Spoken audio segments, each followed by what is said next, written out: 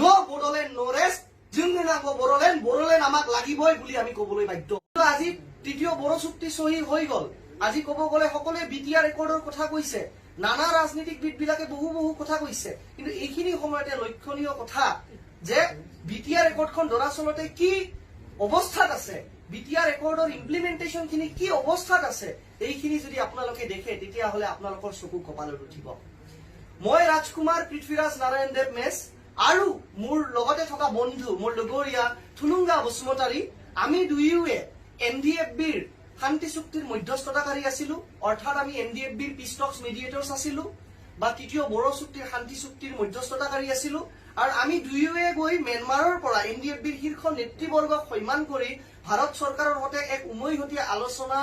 বহাই আলোচনাত আয়োজন কৰি আমি এক নেগোচিয়েশ্যনত গৈ যাতে আমি বড়োলেণ্ড ডিমাণ্ডখনক এছাইড ৰাখি আমি অসমৰ ভিতৰতে থাকি এটা সলিউশ্যন। আজি তৃতীয় বড়ো চুক্তি চহী হৈ গ'ল। আজি ক'ব গ'লে সকলোৱে বিটিআৰ ৰেকৰ্ডৰ কথা কৈছে, নানা ৰাজনীতিবিদবিলাকে বহু কথা কৈছে, কিন্তু এইখিনি সময়তে লক্ষণীয় কথা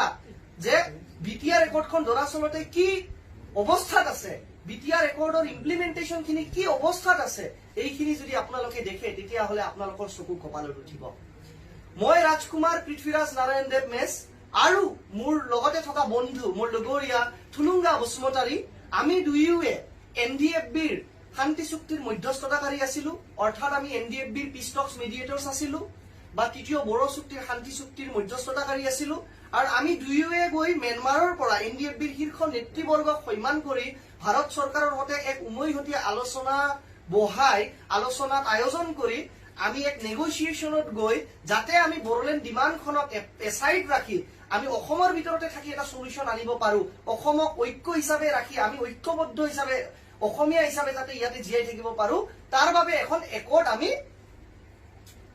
স্বাক্ষৰ কৰাৰ কাৰণে আমি যুঁজা চলাইছিলো দিল্লীত। আৰু তাৰ পৰিণতিত NDFB সমূহ গোটে আমাৰ মধ্যস্থতাত সৈমান হৈ তেওঁলোকে একেলগে আহি দিল্লীত তেওঁলোকে একৰ্ডখন চাইন কৰিলে। আনকি বি চাওৰাইগৰা নেতৃত্বাধীন NDFB এছু তেওঁলোকৰ যিমানবোৰ সন্ত্ৰাসবাদৰ কাৰ্যকলাপ আছে, তেওঁলোকৰ যিমানবোৰ অস্ত্ৰৰে তেওঁলোকৰ যি নন ভায়োলেণ্ট ৰিভলিউশ্যন আছিলে, সেই এক্সট্ৰিমিষ্ট মুভমেণ্টটোও তেওঁ ত্যাগ কৰি তেওঁ আৰ্মছ লে ডাউন কৰি সমূহ নেতৃবৰ্গই এই একৰ্ডখনক সন্মান জনাই মানে মূল সুঁতিলৈকে ঘূৰি আহিছিলে। তাৰ কাৰণে আমি বহুতো ধন্যবাদ দিওঁ আপোনালোকক যে আপোনালোকে আমাক বহুত সহায় সহযোগিতা আগবঢ়াইছিলে, আনকি চৰকাৰেও বহুত সহায় সহযোগিতা আগবঢ়াইছিলে। আৰু অসমৰ ৰাইজৰ যি প্ৰাৰ্থনা, অসমৰ ৰাইজৰ যি আশা কামনা আছিলে যে NDFB মৰিলেও, NDFB গুলিত মৰিলেও আমাৰে এজন অসমৰ সন্তান ঢুকায়, আনকি আৰু যদি NDFBয়ে কোনোবা পুলিচ বা আৰ্মিক মাৰে তেওঁ কিন্তু আমাৰে সন্তান, আমাৰে অঞ্চলৰ সন্তান। গতিকে দুই পক্ষই ইয়াতে লাভান্বিত হৈছিলে, NDFB হৈছিলে, বড়ো ৰাইজেও হৈছিলে আৰু লগতে অসমৰ প্ৰশাসনেও ইয়াৰ জৰিয়তে লাভালাভ মানে প্ৰাপ্ত কৰিছিলে। আজি এয়া অতিকৈ দুখ লাগিছে যে আমি দুয়োৱে মধ্যস্থতাকাৰী হিচাপে এই সংবাদ মেলটো পুনৰাই আপোনালোকক সম্বোধন কৰিবলগীয়া হৈছে। কাৰণ আমি দুখ পাইছো যে আপোনালোকে যি 27 জানুৱাৰী 2020 চনত বিটিআৰ একৰ্ড অৰ্থাৎ তৃতীয় বড়ো চুক্তি চহী হোৱা বুলি আপোনালোকে সকলোৱে সংবাদ মাধ্যমত তাৰমানে নিউজ কভাৰ কৰিছিলে, সকলোৱে উলহ মালৰে বম ফুটিয়াইছিলে, ফূৰ্তি কৰিছিলে যে আজিৰ পৰা আৰু অসমত বড়োলেণ্ড আন্দোলন নহব, আজিৰ পৰা আমি অসমত BTC আৰু অসমখন ভাই ভাই হিচাপে থাকিব, আমিও সেয়াই আশা কৰিছিলো। কিন্তু আজি কি হল, আজি ক'ব গ'লে বিটিআৰ একৰ্ডখন ক'ব গ'লে এক ফপুলা স্বৰূপ হিচাপে হৈ থাকিলে। আমি মধ্যস্থতাকাৰী হিচাপে আমি দুখ অনুভৱ কৰো যে বিটিআৰ একৰ্ড বা তৃতীয় বড়ো চুক্তি অনুযায়ী পেৰা 3.1 অফ দ্য মেমৰেণ্ডাম অফ সেটেলমেণ্ট অৰ্থাৎ বিটিআৰ একৰ্ডৰ পেৰাগ্ৰাফ 3.1 3.1 কি কোৱা হৈছিলে, that 3.1 of the memorandum of settlement particularly mentions that a commission will be appointed under paragraph 14 to the 6th schedule of the Constitution of India soon after signing of the MOS. And upon recommendation of the Commission, para 3.1 bracket 1 of the Memorandum of Settlement specifically refers to the inclusion of contiguous villages to the Bodoland territorial area districts having majority of tribal population as demanded by Bodo organizations signing the MOS. অর্থাৎ BTR চুক্তিখন স্বাক্ষৰ হোৱা মৰ্মে বা BTR একৰ্ডৰ অনুযায়ী পেৰা 3.1 অনুযায়ী যিমানবোৰ BTCত গাতে লাগি থকা ট্ৰাইবেল গাঁওসমূহ আছিলে বা জনজাতীয় গাঁওসমূহ আছিলে বা বড়ো গাঁওসমূহ আছিলে, সেইবিলাক গাঁৱক বিটিসি অঞ্চলত ইনক্লুড কৰাৰ কথা আছিলে যেনেকে শোণিতপুৰৰ লগতে লাগি থকা গাঁও আছে আপোনাৰ গহপুৰৰ লগতে লাগি থকা গাঁও আছে ঢেকিয়াজুলিৰ কাষে কাষে মাছবাটৰ কাষে কাষে বড়ো গাঁও বিলাক আছে বিশ্বনাথ চাৰিআলিৰ ওচৰে ওচৰে বড়ো গাঁও বিলাক আছে সেইবিলাক কন্টিনিউয়াস যিবিলাক এৰিয়া মানে একেলগে গাতে লাগি থকা যিবিলাক বড়ো আৰু ট্ৰাইবেল গাঁও আছিলে বিটিসিৰ 4খন ডিস্ট্ৰিক্ট কোকৰাঝাৰ বাক্সা ওদালগুৰি আৰু চিৰাঙৰ লগত সেই গাঁও বিলাক বিটিএডিত এড কৰা হ'ব আৰু নতুন কৰি বিটিআৰ অঞ্চলখন ডাঙৰ কৰি এখন বিটিআৰ অৰ্থাৎ বড়োলেণ্ড টেৰিটৰিয়েল ৰিজন হিচাপে কৰা হ'ব বুলি একৰ্ডত উল্লেখিত আছিলে কিন্তু আজি কি হল আজিলৈকে এখনো ট্ৰাইবেল গাঁও আজিলৈকে ইনক্লুড কৰা নহল আজিলৈকে এখনো জনজাতীয় মানে কন্টিগুয়াস ভিলেজ বিটিসি অঞ্চলত ইনক্লুজন কৰা নহল তদুপৰি এইখন ইনক্লুজন কৰাৰ বাবে কোৱা হৈছিলে যে commission will be appointed soon after signing of the MOS under paragraph 14 of the 6th schedule অর্থাৎ 6th schedule ষষ্ঠ অনুসূচীৰ 14 নং দফা অনুযায়ী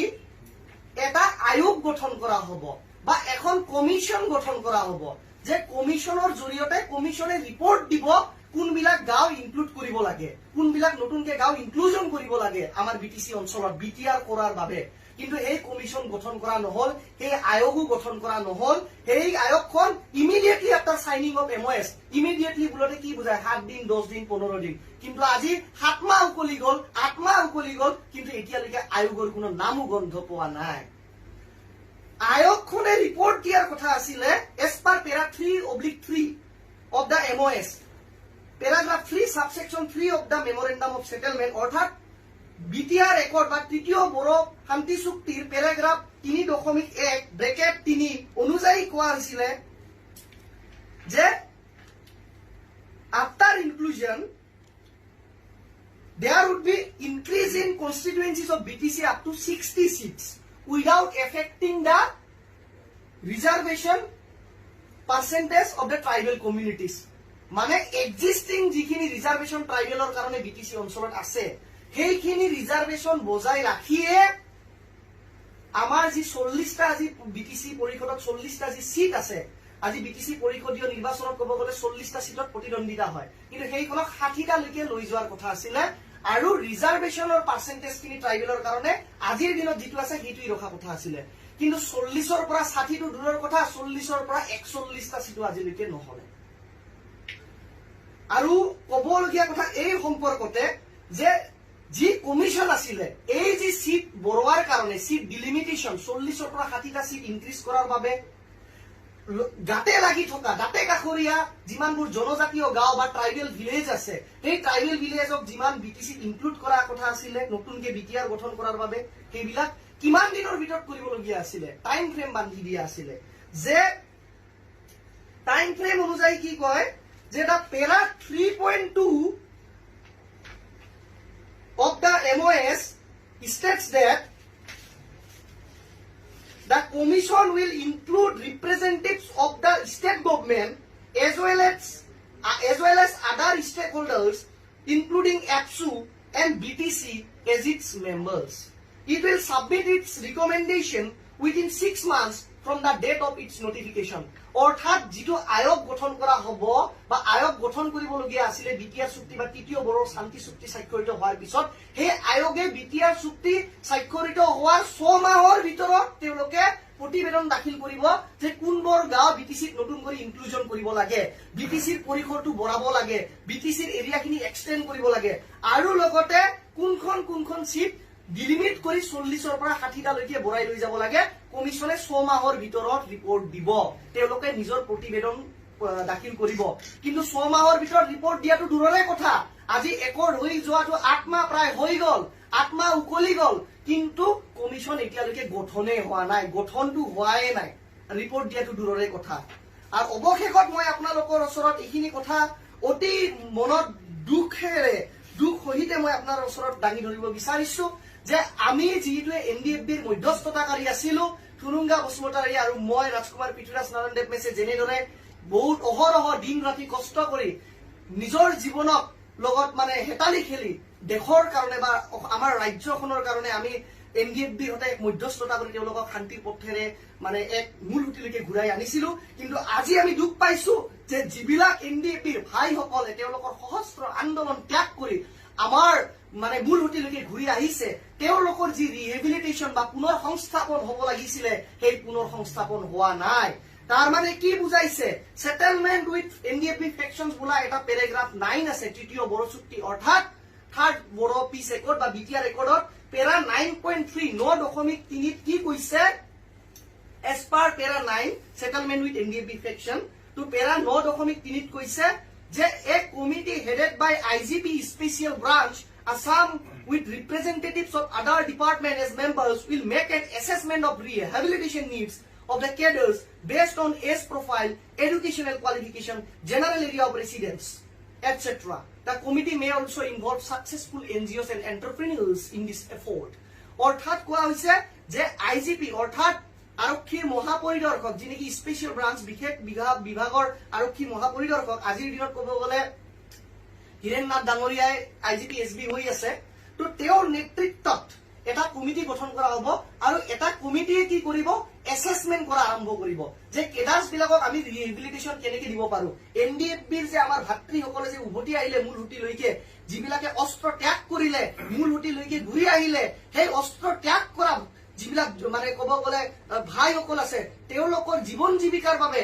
কি ধৰণে ৰিহেবিলিটেশ্যন দিয়া হ'ব, তেওঁলোকক কি ধৰণে পুনৰ সংস্থাপন দিয়া হ'ব, তেওঁলোকক কি এসেসমেন্টৰে টকা পইচাৰ সা সুবিধা দিয়া হ'ব বা তেওঁলোকক কি সুবিধাৰে তেওঁলোকক জীৱন যাপন কৰাৰ কাৰণে গভৰ্ণমেণ্টে যিমানখিনি আঁচনিত তেওঁলোকক এংগেজ কৰিব লাগে কৰিব, সেইবিলাকক লৈ এটা এংগেজ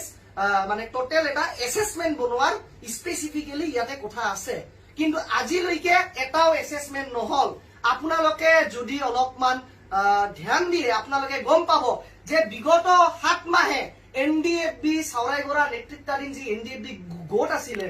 যি নেকি ম্যানমাৰৰ পৰা আহি তৃতীয় বড়ো চুক্তি অনুযায়ী তেওঁলোকে মূল সুঁতিত ঘূৰি আহিছিলে, তেওঁলোকৰ এজনো কেডাৰো এতিয়ালৈকে জীৱন জীৱিকাৰ বাবে যি ভাত্তা পাবলগীয়া আছিলে বা যি ষ্টাইপেণ্ড পাব লাগিবলগীয়া আছিলে, তেওঁলোকে জীয়াই থকাৰ বাবে যিখিনি বেছিক মেইনটেনেন্স এলাৱেন্স পাব লগা আছিলে 7 মাহে নাপালে। তাৰ মানে কি? তেওঁলোকৰ সংস্থাপনৰ কাৰণে এতিয়ালৈকে ৰিহেবিলিটেশ্যনৰ কোনো এসেসমেন্ট কৰা হোৱা নাই,